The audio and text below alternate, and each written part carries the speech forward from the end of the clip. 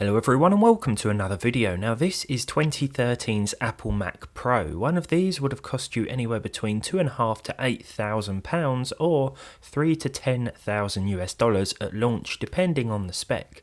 I've never spent that much money on anything, probably not even a car, but after a little bit of patience, over a decade's worth, I picked up one of these little cylindrical beasts for just over £200 here in the UK.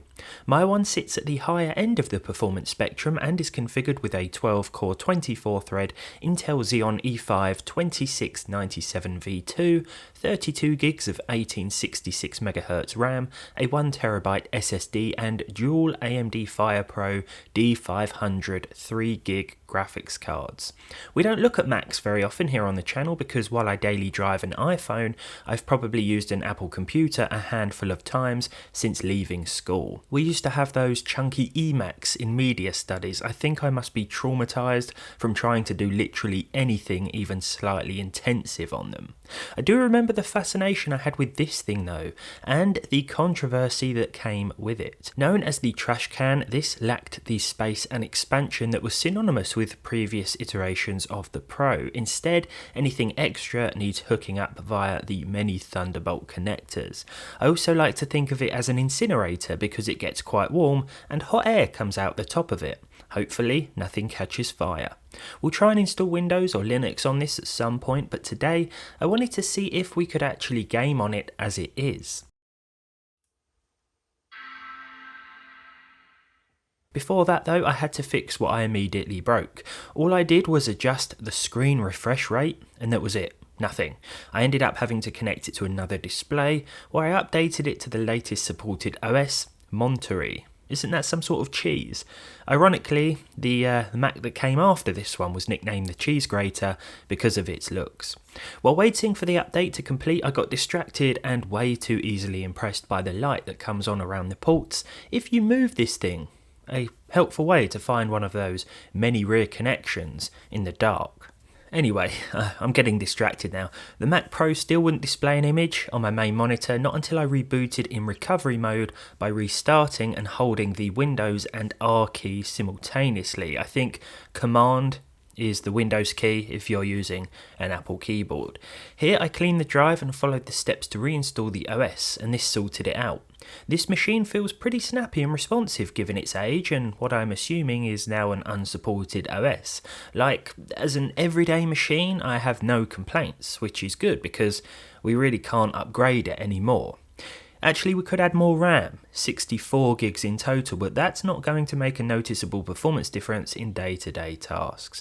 I think we can even go as high as 128 gigs, but that will actually drop the RAM speed to 1066 with a 6 or 8 core processor, or with this 12-core setup, we're looking at just 800 MHz because of the processor's architectural limitations. When it comes to gaming, Steam installed just fine, as did GOG, though I didn't actually have any GOG games that were compatible. Same with Steam really, I had a few but most of my games library is unsupported. Older 32-bit games are also incompatible, and while some titles downloaded just fine, they would give me an error message after hitting play.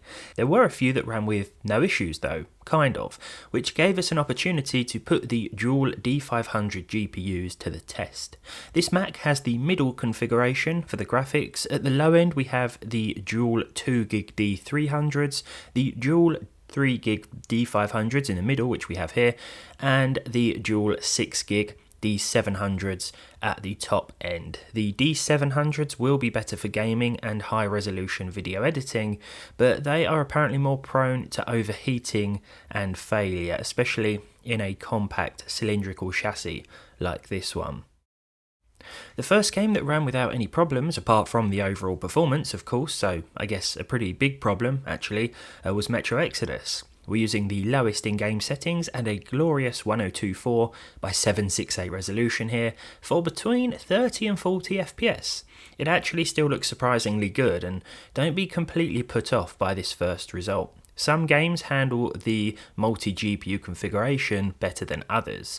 The little trash can is also no louder than it was when doing nothing. This is very quiet music to my ears. I actually wrote, This is very quiet music to my eyes in the script. I had to try my best to not laugh getting through that sentence. Why did I write that? This is very quiet music to my eyes.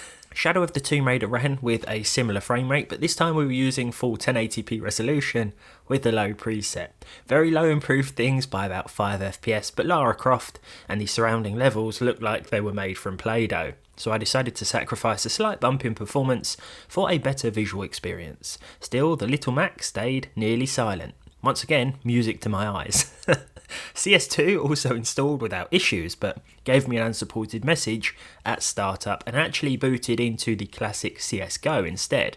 I didn't know you could still play this. Well, this is unsupported too, as of early 2024 apparently, but we can still enjoy a bot game with over 100 FPS at 1080p with the lowest settings. The default high preset also gave us 60 FPS, albeit with a few more stutters. Even at low, this wasn't flawless, but it's the best result so far, by far. Rust also ran fine after a few initial server connection issues. Not sure if that's my internet, which it shouldn't be, or the Mac causing the problems. I did go on to connect to a few servers just fine after restarting the game, and once again we are running at 1080p, this time with the lowest options. We're looking at 30 to 40 FPS here.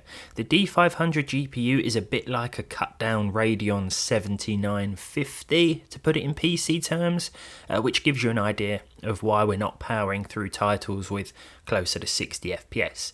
Like I said before, we will have to try and get Linux on here, maybe add an external GPU if that's at all possible. To finalise, I want to mention video editing. DaVinci Resolve, my software of choice, works just fine, though version 20 isn't compatible, so I just had to type in which versions would work, and it turned out that DaVinci Resolve 19 would work just fine, so I ended up using that instead, and I began to edit this very video on it at 1440p. Now there were a few little hiccups and freezes during transitions, and the more clips I added, the more sluggish the Mac began to feel. But that said, I think overall it was a pretty respectable effort. I didn't end up editing the whole video on it, but I did do about half of it and then thought, no, that's probably enough for me. I think it's just because I was comparing it to my Windows PC with the i5-12400F, obviously a much newer, faster processor, but you could certainly get away with it. And I think if you're using lower resolutions too, 1080p for example, it's going to feel a lot more pleasant. Now I'm tempted to keep this Mac Pro for looks alone, to be honest. I think it looks great. I know the design split opinions back then, and I'm sure it still does, but it's like no other system I've seen really. While performance is lacking a little bit these days, I think now it's probably on par with the used price tag, at least in terms of Macs. I might give this machine to my mum, to be honest. I unboxed it while she was round, and without even having seen so much as a picture of one before, she said it looked like an office rubbish bin, but also very futuristic. It's nice to hear that this old controversial system is still getting some love all this time later. But let me know what you think down below in the comments. Thank you as always for watching. If you enjoyed it, leave a like, subscribe to the channel if you haven't done so already, and you want to of course, and hopefully I'll see all of you in the next one.